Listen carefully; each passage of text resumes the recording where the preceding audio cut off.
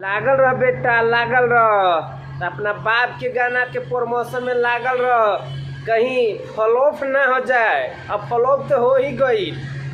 तारा बाप के औकात नहीं है कि हमारे पावर स्टार पवन सिंह के मुकाबला कर सके। तो हनी के जितना तारा गान में औकात बनू लगा दे, तो यो हमारे पावर स्टार पवन सिंह के औकात में ना आई रे। ये हमेशा पावर स्टार पवन सिंह के फैंस के चैलेंज रहेला, समझ गए। नमस्कार प्रणाम, जितने लोग हमारे वीडियो को देख रहे हैं तो आप लोग का स्वागत है अपना ही यूट्यूब चैनल तूफान के मजा में। तो आप लोगों को बता दी कि हमारे पावर स्टार पवन सिंह का टक्कर में आना चाहता था बेटा।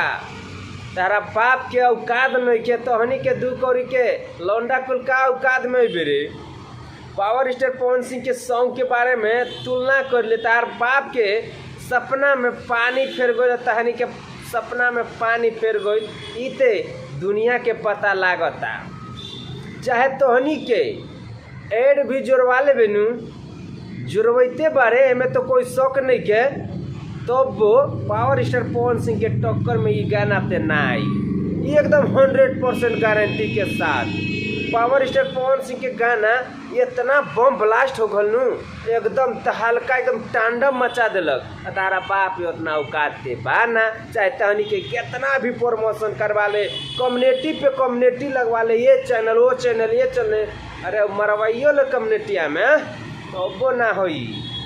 तो आप लोगों को बता दें कि जितने भी लोग हमारे पावर स्टार पवन सिंह को फैन इस वीडियो को देख रहे हैं तो कमेंट बॉक्स में ज़रूर बताइए कि हम सही बोल रहे हैं कि गलत बोल रहे हैं। तो आप लोगों से मिलते हैं नेक्स्ट वीडियो में। वंदे मातरम, हर हर महादेव।